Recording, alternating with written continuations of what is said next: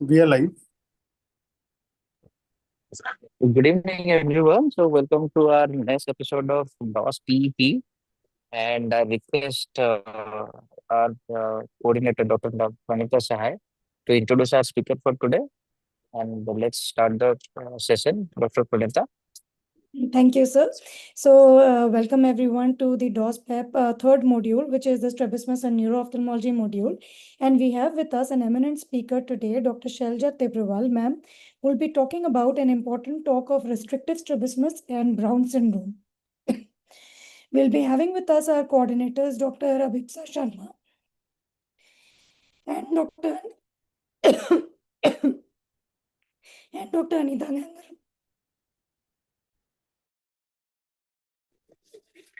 And Dr. Anita Gangar, ma'am, who will be joining with us for the discussion today. And the speaker for the day is Dr. Shailja Tibrawal, ma'am, who is a consultant at Dr. Shroff Charity Eye Hospital since 2013 and looking after the pediatric ophthalmology, strabismus, and neuro-ophthalmology department since 2018. And she is also in charge of the genetics clinic at Shroff Charity Eye Hospital. She has completed her MBBS from prestigious medical colleges like Grant Medical College, Mumbai, and then completed her post-graduation from SMS Jaipur and has done a fellowship in pediatric ophthalmology from LVPI Hyderabad.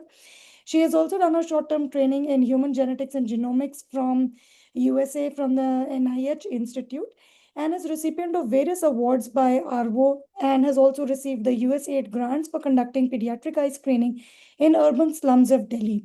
She is a recipient of Indo-US grant for her research on the MAC disorders and retinoic acid pathway diseases and various other research activities in which ma'am has been involved, and is her core area of interest is pediatric ophthalmology, strabismus, and neuro-ophthalmology.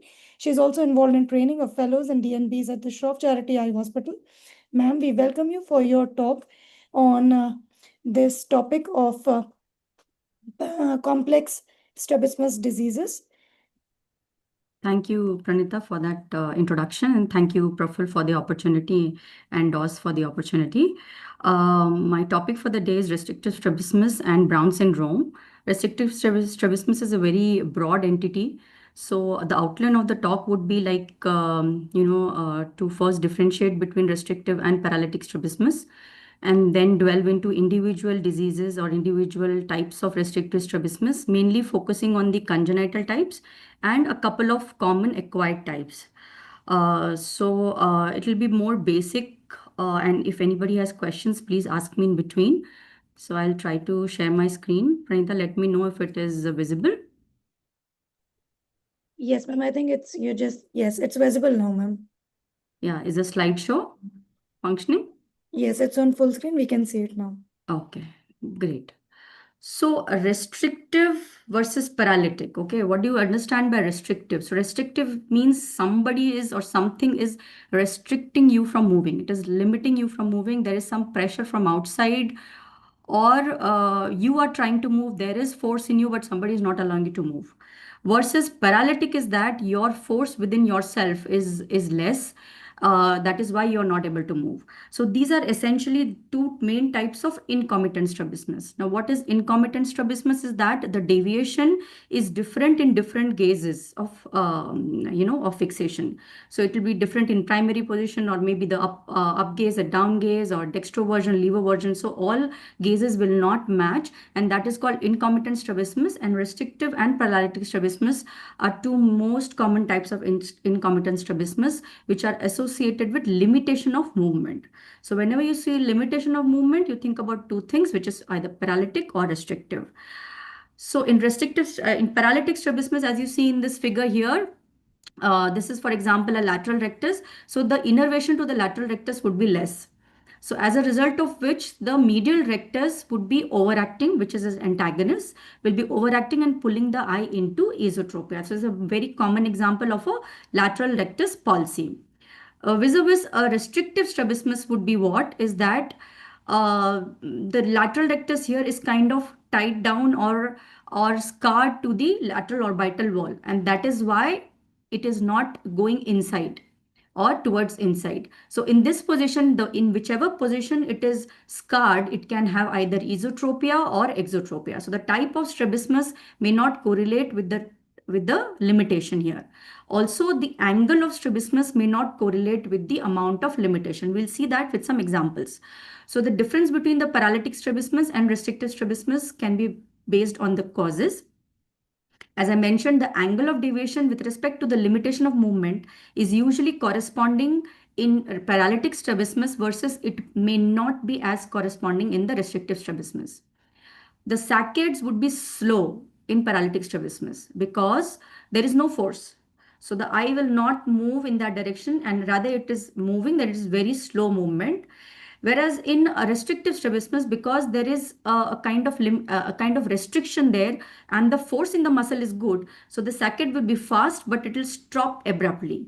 So that is how also you can differentiate whether it is a restrictive or paralytic. But the two most important tests are the force reduction test and the force generation test. We will come to these two tests in detail.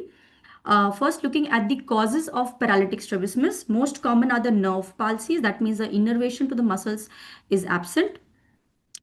The other causes could be congenitally absent muscles or muscles which are traumatized and lost during surgery, or they are lost as a result of trauma.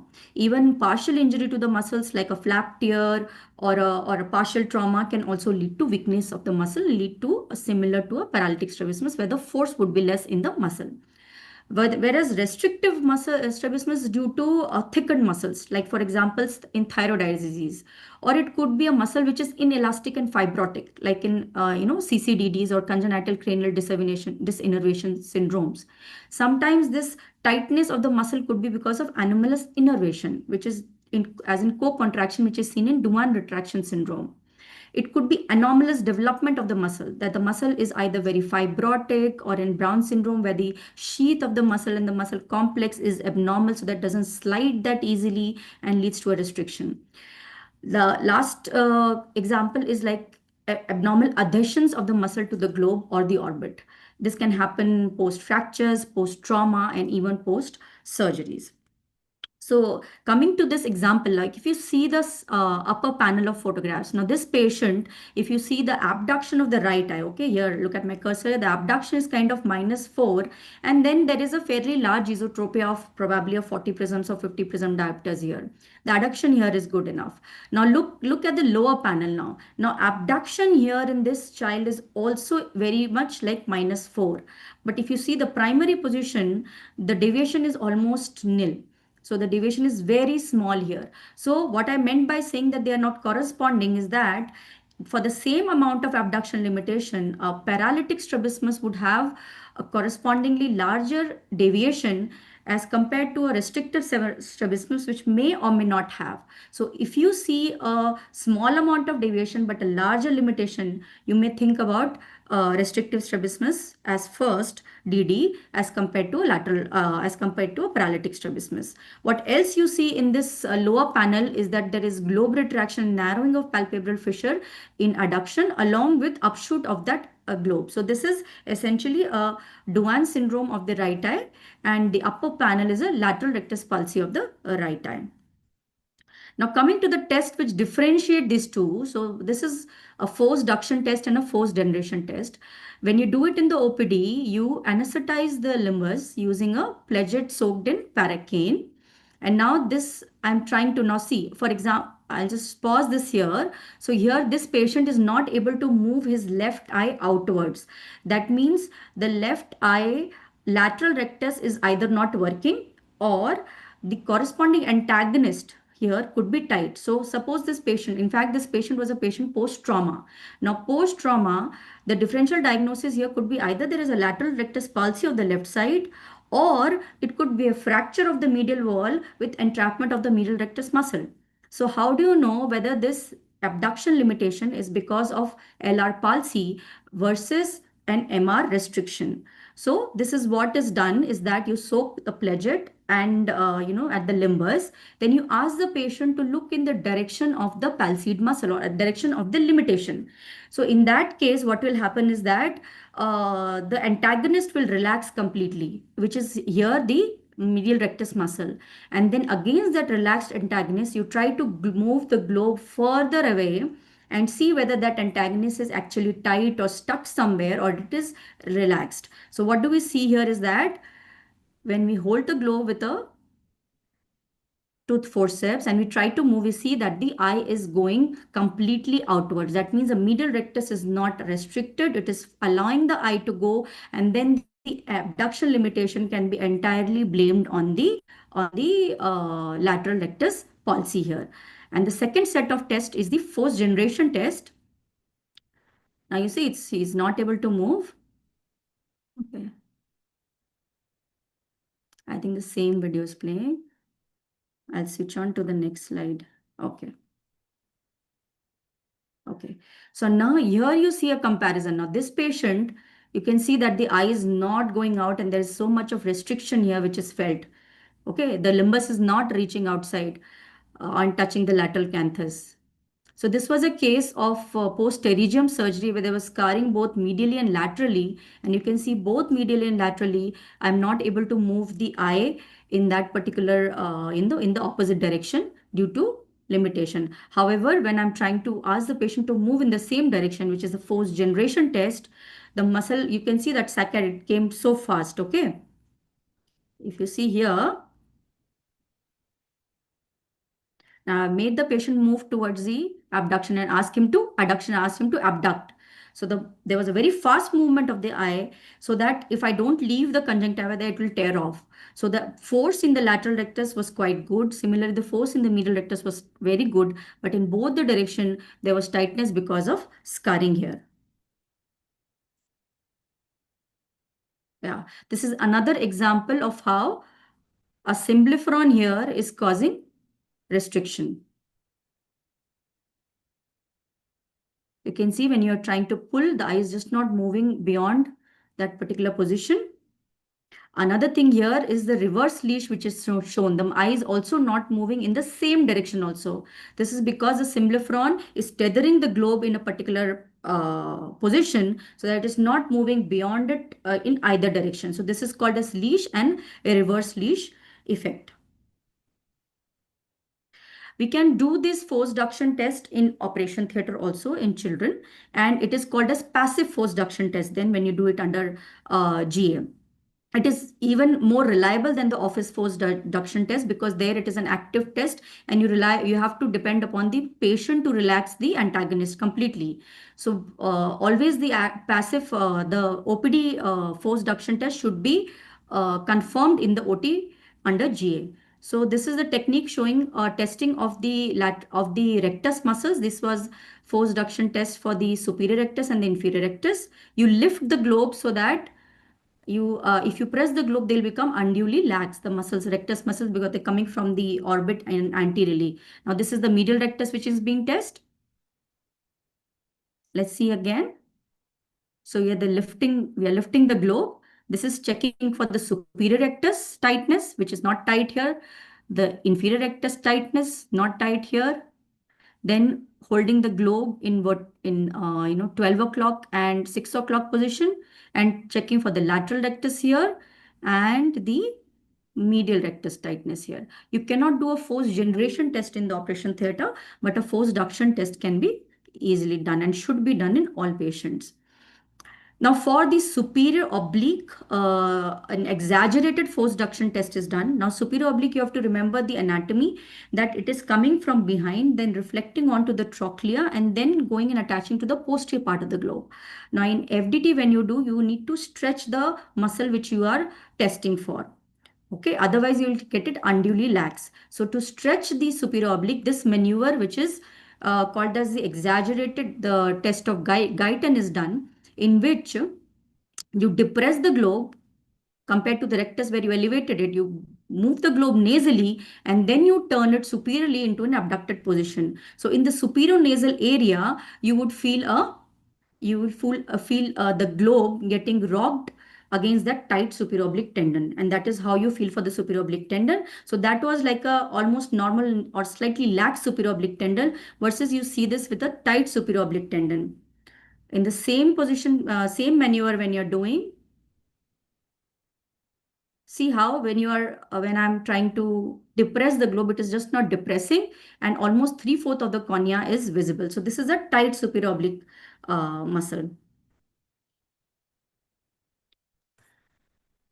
This is showing the technique of the inferior oblique muscle testing for the tightness intraoperatively. The oblique muscles very difficult to test in the OPD because they are little strong procedures, and there is a lot of pain and patients don't allow it, so they are usually done in the operation theater under GA.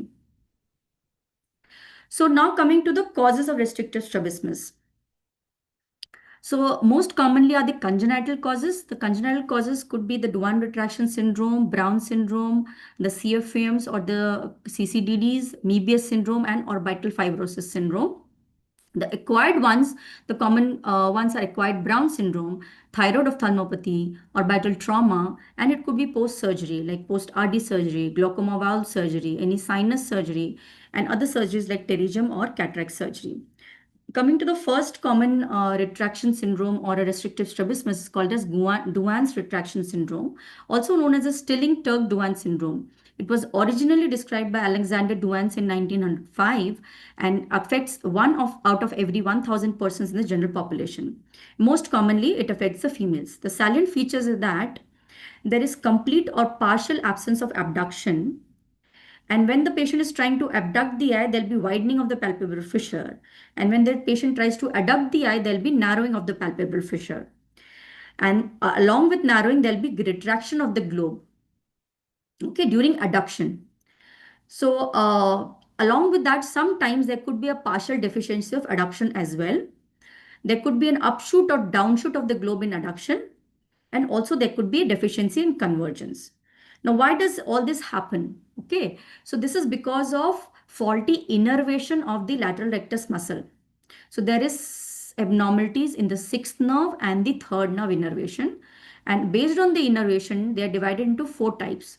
Now, the type 1, which is as common as a type 3 here in India, the type 1 is characterized by the classic Duane syndrome, where it is abduction is limited because the sixth nerve is absent or it doesn't supply the lateral rectus at all. Whatever lateral rectus gets, whatever innervation, it is coming from the third nerve along with the medial rectus. But majority of the innervation goes to the medial rectus. As you can see with the black line here, the majority of innervation going, but there is innervation also going to the lateral rectus. So what happens is then when the patient tries to adduct, the medial rectus is getting innervation, and while the lateral rectus should have relaxed, it doesn't relax and it also contracts along with, which is called as co-contraction. So there'll be co-contraction. There can be upshoot, downshoot depending on how much is the tight is the LR. And why that upshoot downshoot comes, that also I'll show. Now in the type 2, what happens is that there is some preservation of the lateral rectus innervation through the sixth nerve. The sixth nerve is not entirely absent, and along with that it also gets innervation from the third nerve. So as a result, what happens, there is an exotropy and primary position. The abduction is good, but the adduction would be limited because when the patient will try to adduct, the LR will also abducting. Okay, so now there will be usually exotropia and a difficulty of poor adduction. In the type 3, the LR inactivity is there. That means the sixth nerve is not supplying the LR, and medial rectus and lateral rectus both get kind of an equal innervation from the third nerve. Okay, so adduction is also slightly there, abduction is slightly there, but both are not complete. Okay, and there will be definitely be co-contraction. So co-contraction is the feature which will always be there in all types of Duanes. The type 4 is also called as the the splits or the lateral rectus splits or synergistic divergence, in which what happens is that again LR does not have any activity, but when there is an adduction, majority of the innervation goes to the LR and less of it goes to the MR. So what happens is when the patient is trying to adduct, in fact, the other eye is abducting and the affected eye is also abducting because MR is not getting less, is getting less innervation, but LR is getting much more innervation. So these are the 4 types of Duane's retraction syndrome which are there.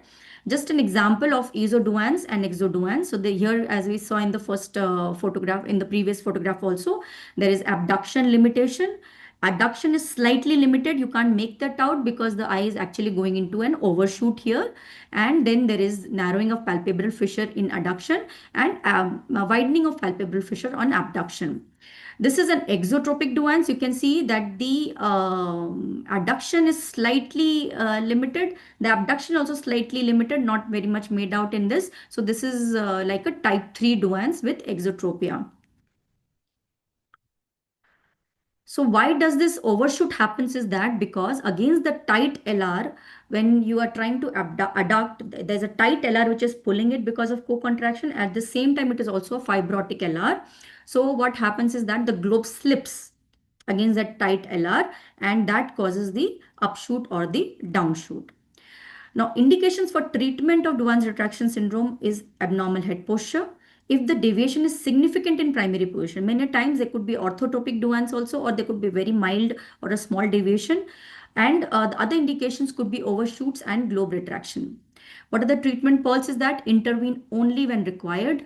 You cannot make the abduction full because the sixth nerve is not present. So do not guarantee that to the patient and counsel them well. Avoid resections in them to prevent further, co-contractions and globe retraction. Recessions are the preferred procedures.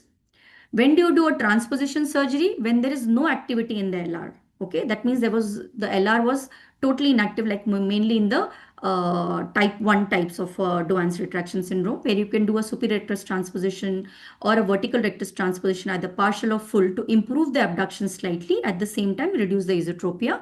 Usually there you have to do a medial rectus recession along with it because medial rectus is often tight. And LR periosteal fixation is one procedure which is reserved when there is severe anomalous activity of LR, like that in a type 4 Duane's or synergistic divergence.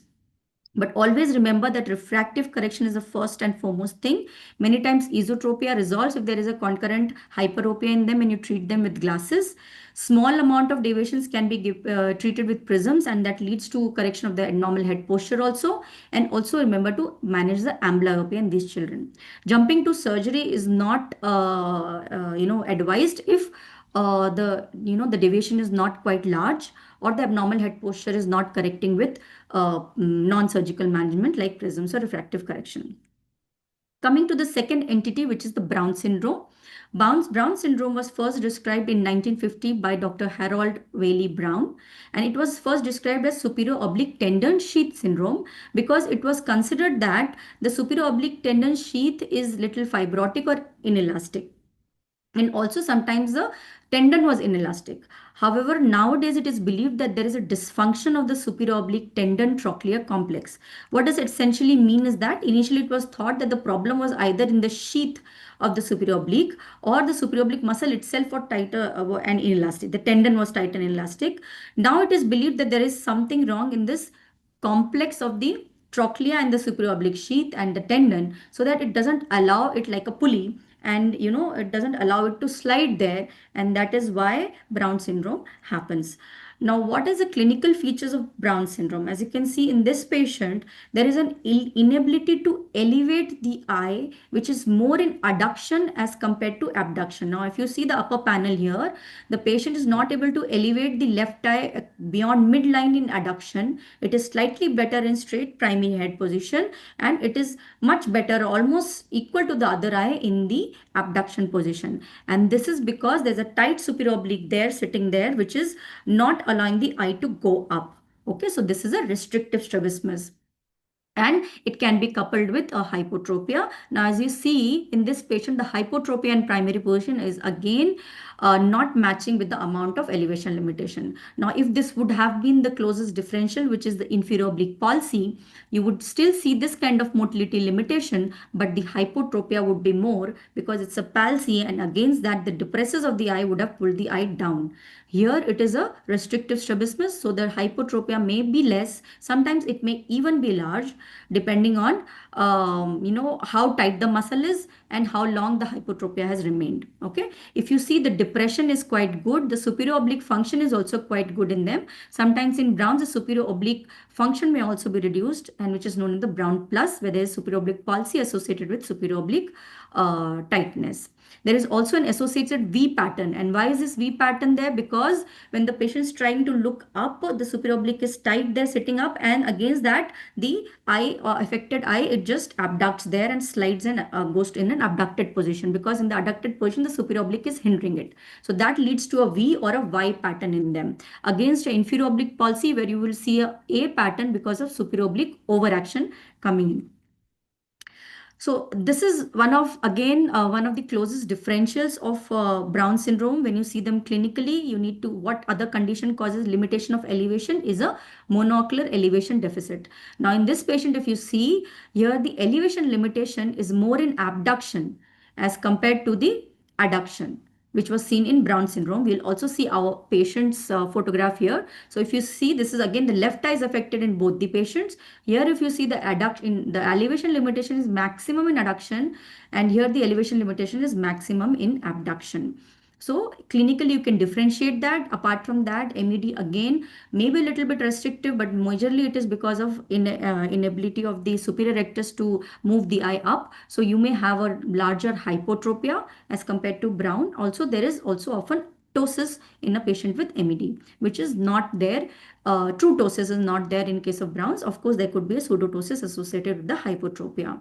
This is another case where you can see same, there is elevation limitation, which is more in abduction. It is almost similar in abduction, adduction. But along with that, you can see there is also an adduction limitation and very mild depression limitation. So this is essentially a third nerve palsy, and sometimes superior division involvement in third nerve palsy can mimic an MED or a Brown syndrome. Again, follow the same things. In a Brown syndrome, the elevation limitation would be maximum in adduction. This is a case of bilateral Brown syndrome, which is very rare, occurs in around 10% of the cases. Most commonly, it's a unilateral condition, but here you can see the elevation limitation again mainly in the left eye in adduction and the right eye in adduction, and in abduction the elevation limitation becomes better in both the eyes. And here, because it's bilateral, you don't see much of a hypotropia in primary position, but you can still see a V pattern here. What are the indications for treatment? They're very similar to Doan retraction syndrome. First and foremost, if there is abnormal head posture because of the deviation, if the deviation is significant in the primary position, by significant I mean which is not amenable to prismatic correction, which will be anything more than 12 to 14 prisms, prism diopters. If patient wants an improvement of elevation and adduction because of any job requirement, sports requirement, probably it can be done. A little bit improvement happens after the surgery. And of course, last in would be in the list would be cosmetic. Brown syndrome can be divided into mild, moderate, and severe depending upon how much is the hypotropia in primary position and how much is the downshoot of the eye in adduction. So if there is only, the elevation limitation is seen only in the tertiary position in your, levo elevation or dextro elevation, then it is called as mild. If it is seen when your eye is adducting also, then it is moderate. And if it is in primary position also, you have a hypotropia, and the moment you adduct the eye, there is a large hypertropia difference between the two eyes. That means it's a severe Brown syndrome. Again, I would say intervene surgically only when it is required. Remember that you cannot make elevation full. Even if in Brown syndrome you recess the muscle, you do a tenotomy many a times, there will be secondary changes around the muscle, and very rarely that elevation will become full. It will become better. Many superior oblique weakening procedures are present for this. For mild Browns, you could use a PTSO. Then there are suture spacers, there are silicone band spacers, Z lengthening, and superior oblique recessions. But choosing between the procedures depends upon the surgeon's preference. Only thing what you need to do is avoid a superior oblique tenectomy or tenotomy, because it may lead to iatrogenic esopulsy in future. How much do you weaken is you have to weaken enough to match the traction test of the contralateral eye. So before starting your procedure, check the traction test or the superior oblique exaggerated, FDT in both the eyes. Again, remember that refractive correction, prisms and amblyopia management is always a part of the management first. This is just an example showing how a 4+ tight SO will look. A 3+ tight, 2+ tight, and 1+ tight. So 1+ and 2+ is usually normal, and 3 and 4+ tight is where you would want to intervene and do the surgery. These are the various procedures. This one is silicone band, which is placed between the two ends of the superior oblique tendon. It looks like this. You don't put a band and just place a suture to space it out, which is a suture spacer, also called as a chicken suture. These are the marginal myotomies kind of a thing. This is the superior oblique posterior tenectomy. Now, in Brown syndrome, usually very mild Browns might respond to this, but usually you have to weaken the entire superior oblique. Even this sliver of muscle which is left may lead to persistence of the force reduction test. Now this is a Z lengthening where you cut the two, split the tendon, cut it at two different positions and suture them together, leading to a Z lengthening. And this is the free tenotomy or tenectomy, which is, these are the procedures of superior oblique. This is one video showing the superior oblique chicken suture or the suture spacer surgery. This is hooking of the superior rectus muscle, checking the superior rectus muscle that it has not hooked the, we have not hooked the superior oblique while hooking the superior rectus muscle. This is the hooking of the superior oblique muscle, which comes and attaches behind posteriorly and laterally to the superior rectus muscle. Now I have hooked on the lateral side, but I will place the suture spacer on the medial side. Now medial versus lateral approach or lateral surgery has two different, one is lateral advantages and disadvantages.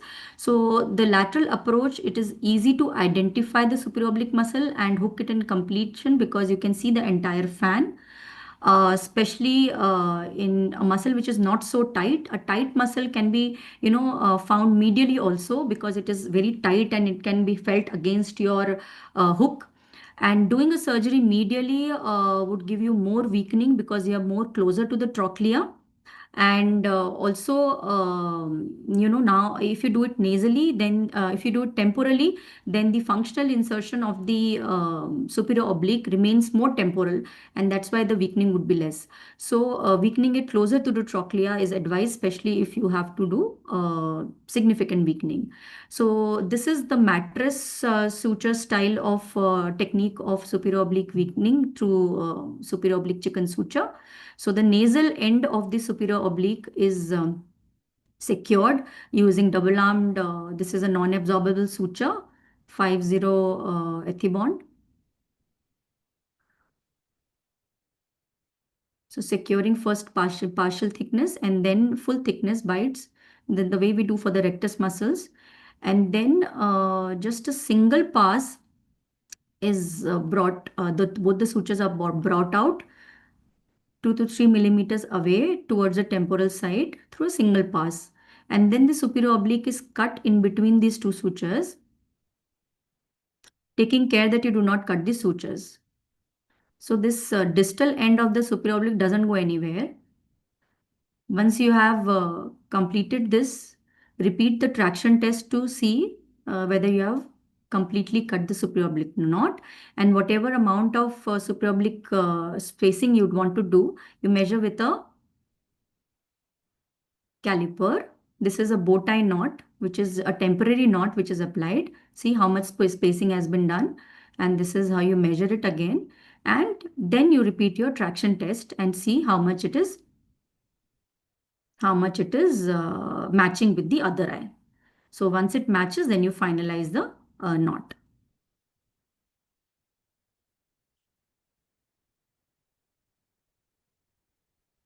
Additional sutures may be passed from the distal end if you fear that it might slip through, but doesn't. But additional knots can be taken at this point.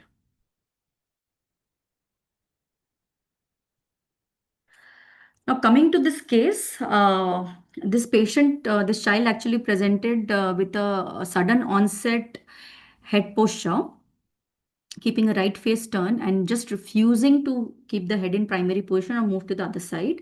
Examination was very difficult, but I could make out that there is some elevation limitation in the left eye. Okay, so earlier 4 months back photograph is there and her head was completely straight, but now she is keeping a head posture. So looking at the elevation limitation in adduction, diagnosis of acquired Browns was thought. And this is the condition where you would want to do some investigations and imaging. And MRI orbits with contrast is the preferred imaging of choice. As you can see in this patient, this is a T2 weighted images where you can see hyper intensity near the medial side or the superior aspect of the orbit along the superior oblique muscle, which is absent on the other side. And this is the contrast imaging, shows that there is some fuzzy contrast in picking up in that region. So this was a case of trochleitis or acquired Brown syndrome. Further testing was normal. In these patients, you need to test for sarcoidosis, for tuberculosis, also for any autoimmune diseases like rheumatoid arthritis, which everything was normal in this child. So she was started on oral steroids, and 1 month post-treatment, she was head posture was much better. So acquired Browns is the most common cause of restrictive strabismus, one of the most common causes of restrictive strabismus, and there are multiple etiologies starting from autoimmune diseases to trauma to peribulbar block to cysticercosis in the superior oblique tendon, and even iatrogenic Browns can be there because after a superior oblique tuck procedure. So these are the common causes of acquired Browns. Coming to another entity causing restrictive strabismus. Now, if you look at this patient, if you look at the right eye and if you see the elevation limitation, you can see that the elevation limitation is almost -4, which is not crossing midline in both abduction as well as adduction. So one could say that this could be an MED or a monoocular elevation deficit. But if you see, there is no ptosis here. And primary position deviation, the hypotropia is less. There was an intermittent ET here, but the hypotropia is less. Okay, so we wonder that this could be an restrictive strabismus, and most common thing which came to my mind was it was an orbital fracture probably, but the patient was not giving any history of any trauma. Still, I thought maybe it was a childhood trauma because he was complaining of this since birth. There was also a history of, if you could see, there is also an enophthalmos of the right eye. And this is the force duction test where you see that the left eye is quite easily going up, but the right eye is not going up on the force duction test. We got an CT scan done to look for a missed fracture or something, but what we found here was that there was this anomalous structure, which you can see this round thing which is there pointed by the white arrow, and the black arrow is showing the inferior rectus muscle. So this thing was the intensity or the density of this tissue was very similar to the extraocular muscles.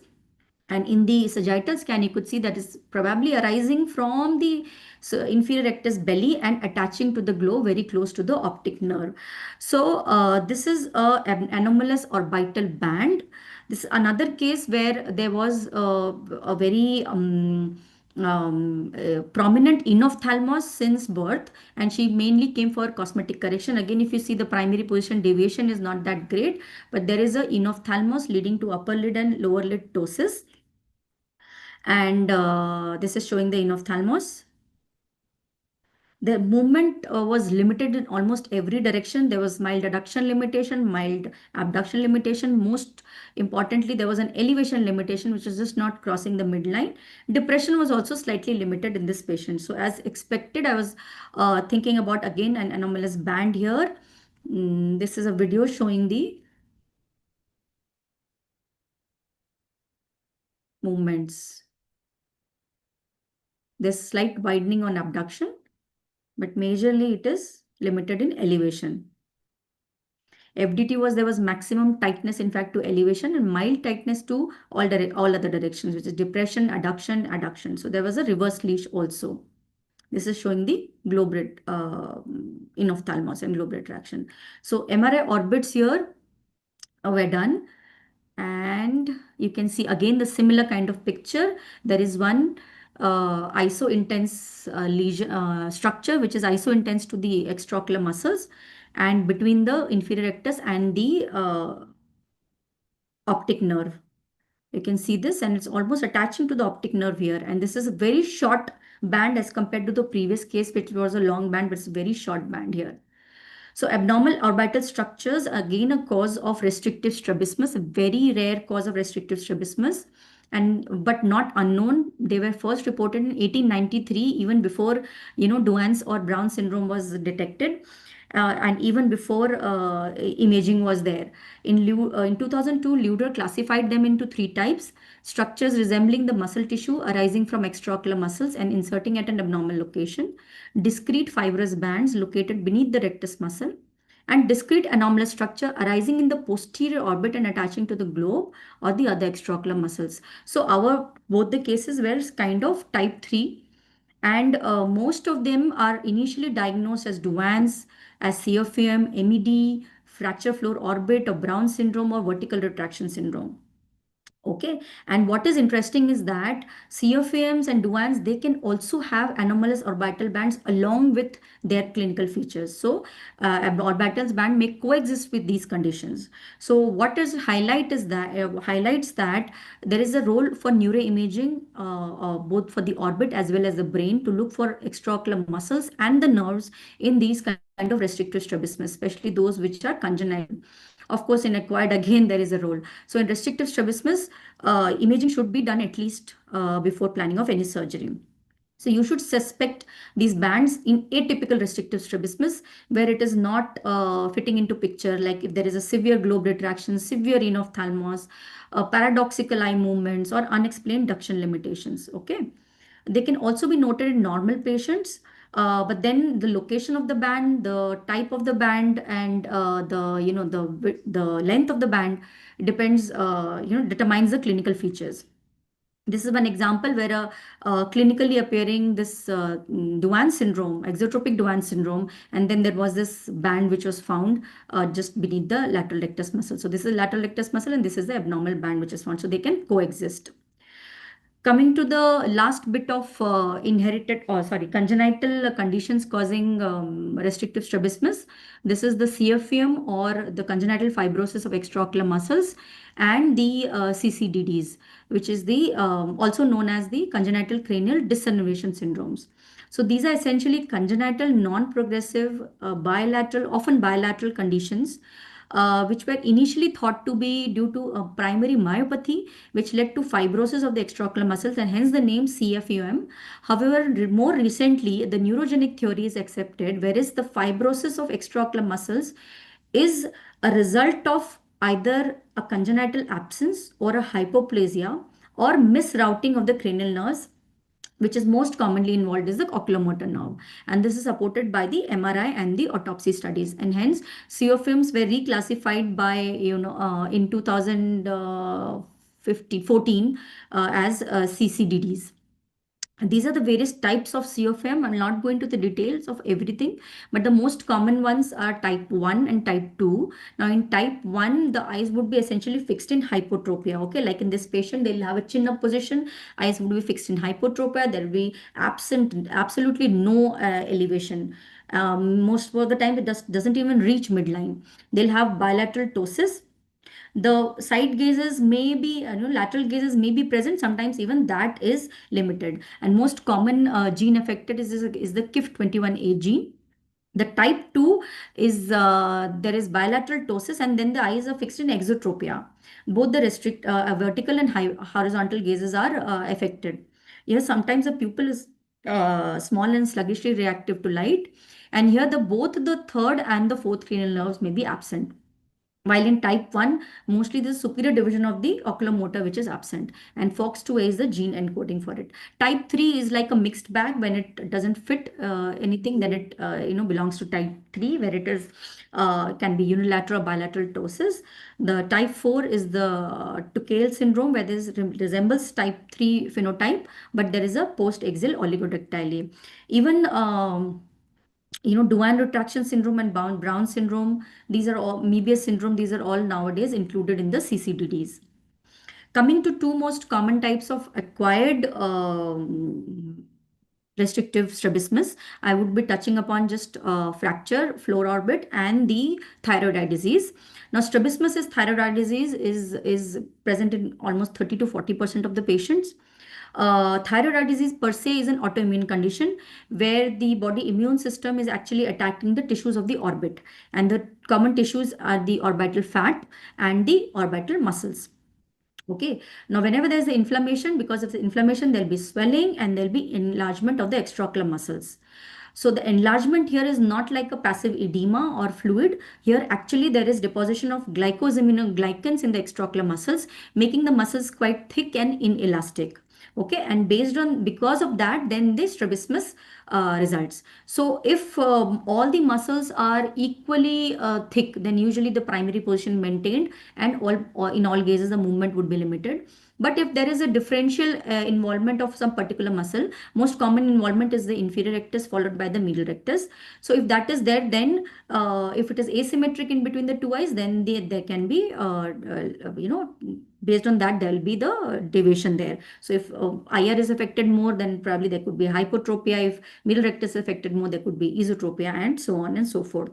So how do you manage this? Okay, so I'll also touch upon how to differentiate this from other causes of a muscle enlargement. So in thyroid, there's a typical fusiform enlargement of the belly of there's a spindle shape. The belly becomes spindle shaped, and there is sparing of the tendons. But while tendon is involved in the other common differential, which is myositis. In neurocystic circus and other things, you will have a heterogeneous enlargement, and often you could see you can see the cyst in the muscles. So here, as you can see, this is the fusiform enlargement of the belly, which is there, and this is a coronal section where you can see almost all four recti, all the four recti involved in the right eye. In the left eye, only the IR and the MR are involved more in this particular patient. And the right eye, it is so much crowded that it may lead to a compressive optic neuropathy also. So you have to observe for optic neuropathy in whenever there is muscle involvement in, even fat involvement can lead it, but in case of muscle involvement, look for optic neuropathy in these patients. So management of strabismus in them, first and foremost, is the medical management of thyroid eye disease. If there is an active thyroid eye disease, treat that first with steroids, radiotherapy, whatever is indicated. The quiescence of TED should be there for at least 3 months to intervene with any surgery, muscle surgery. Okay, and also you should look for stabilization of deviation for 3 to 6 months. So only when the deviation is stabilized, the eye has been quiet for 3 to 6 months, then you can go ahead and do the surgery. If in that time, till the time you're buying time for the surgery, you can give prisms. If the angle is large, more than 15 PD, you can give them Fresnel prisms, or you can give them prisms ground in the glasses if it is up to 14 to 16 prisms, which can be made. Okay, that can alleviate the diplopia and improve their field of binocularity. During surgery, again, we avoid resections because the restrictive disease, and recessions are preferred. Often large recessions are required. So on table, the recession is decided based on whether the eye should come on the primary position, and that wherever the muscle lands, there you suture it. Usually the inferior rectus muscle is involved in most of the cases. And whenever we're doing large IR recessions, we have to be cautious of late overcorrections because due to gravity it will go. So target 10 to 15 residual hypotropia, and use non-absorbable sutures in your IR sessions when you're doing a surgery for the thyroid eye disease. This is example of a patient with a large hypotropia and an exotropia because of unequal involvement of the muscles. And in this case, the right eye superior rectus was recessed and the left eye inferior rectus was recessed, and which gave quite acceptable outcomes. Lastly, orbital fractures can again lead to concomitant strabismus and restrictive strabismus. You can see in this patient, again, limitation of elevation in all up gazes. Rest of the movements is quite okay.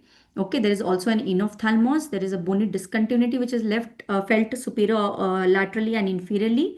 The sensations over the cheek are also diminished on the right brow area. So this is all post trauma. So hints towards a floor fracture. If you see the 9 gaze measurements, the deviation will be more in up gaze because there's limitation of elevation in that eye. There is a right hypotropia. Down gaze is fairly okay, and there is this hypotropia slightly more on the right sided tilt. If you do a FDT here, you would see the restriction will be felt in the right inferior rectus. And looking at the scans here, again, CT scan is a preferred modality in fractures to look for the bone involvement and also order the bony windows in them. Here you can see that there is a prolapse of the inferior rectus into the fracture with possible entrapment. You can see how it is turned like this, and at one area it is almost absent. So that means it is dipping down, and this could be an indication for orbital floor fracture repair. This is the Hess the diplopia charting, which was before the fracture repair with titanium plate and after the fracture repair with titanium plate.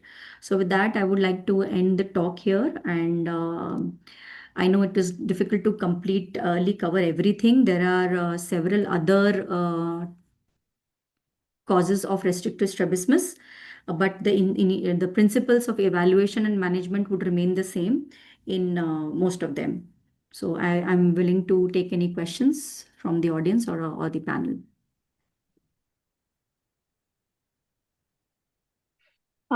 So are there any questions in the PG's group?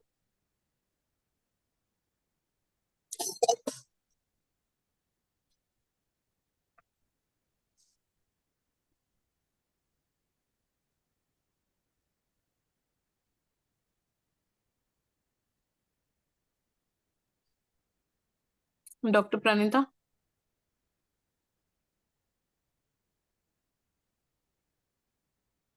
Indeed, ma'am, for that wonderful class and that comprehensive lecture that you've taken on this important topic, and the wonderful videos that you have been showing.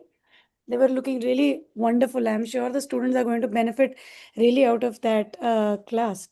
So, Abhipsa, you have some questions to ask, ma'am? And Dr. Pranita, are there any questions from the students? As of now, I don't see any questions. So, ma'am, we have the class recorded on live.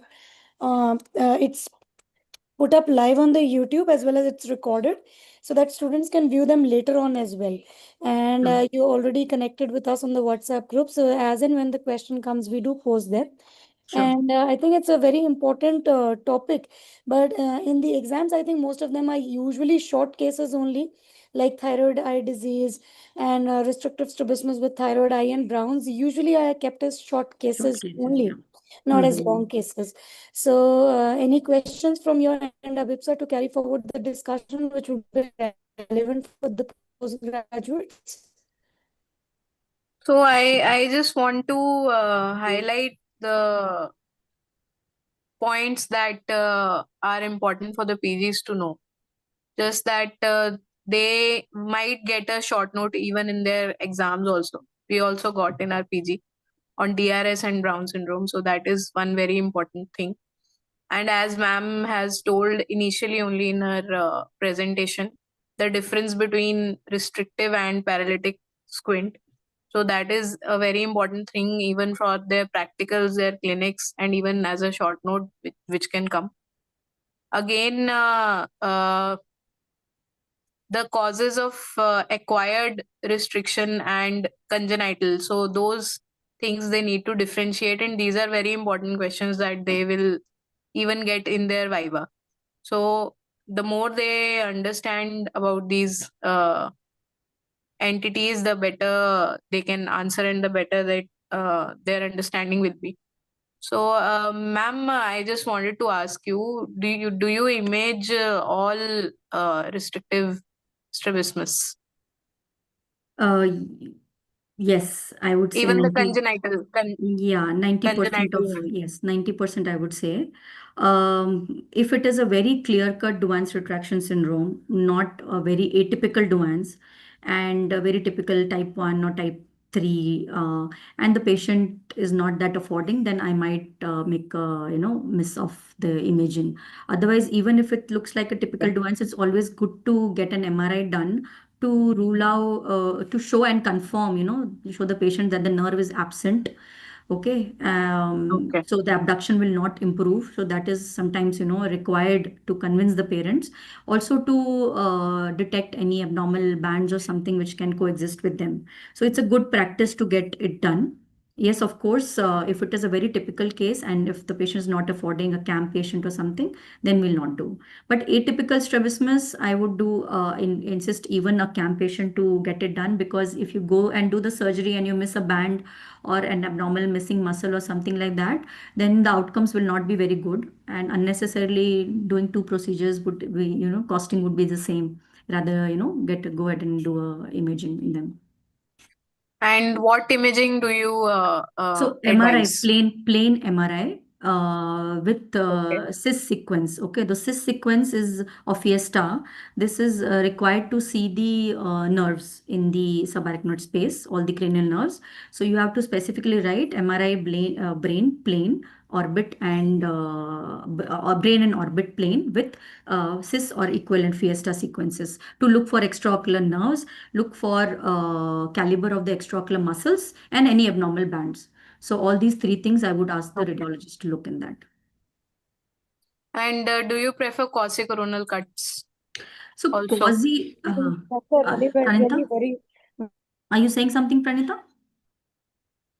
Your video is cracking. So the quasi-coronal cuts are not really very applicable in restrictive strabismus. They are mainly for the extraocular muscle pulleys and other things, for strabismus fixes or a pattern strabismus where you want to see if there is no reason for the pattern, which is, no oblique dysfunction, all those. Not really required or indicated in these conditions. Of course, for acquired strabismus, I would order an MRI with contrast. Okay. And depending And on localization, whether orbit is required or brain is also required. So that will depend on that. yes. And ma'am, can you throw some light on whiteout blowout fractures? Just for the PGs. White-eyed blowout fracture. So these are trapdoor fractures of usually involving pediatric patients. And here, the muscle is really trapped in that, it's like a trap door and muscle is stuck there. So whenever they look up, that could lead to an ocular cardiac reflex. And otherwise the eyes are quiet, so it is a white eye, and that is why it's called a white-eyed blowout fracture. So that's kind of an emergency to release the trap door and release the muscle. Usually happens in children. So thank you, ma'am. That was a very comprehensive and a nice class by you. I think at least I could understand each and everything that you explained, and it was explained very comprehensively. Thank you for the class. And I think Thank it's you a for Dr. the very Pranita. difficult opportunity. I topic for the really residents. It's a enjoyed yeah. making the So I presentation think and even teaching it. thank you so much, ma'am. I think it's Thank a you, very ma'am. difficult topic for the postgraduates to understand, how to Hopefully. work up a patient of a restrictive strabismus. If they understand all the videos and explanation that you've given, it will be really helpful for the students, because it's a complex topic even for us who have passed exams. It still remains a complex topic to understand. Thank you so much, ma'am, for all the effort that you have put in for this class. And we are really indebted to you. And thank you, Pranita. Thank you, Viksha. Thank you, ma'am. Thank you, ma'am. Thank Thank you, you. ma'am. Good night. Good Good night. night. Okay, good night. Good night, everyone.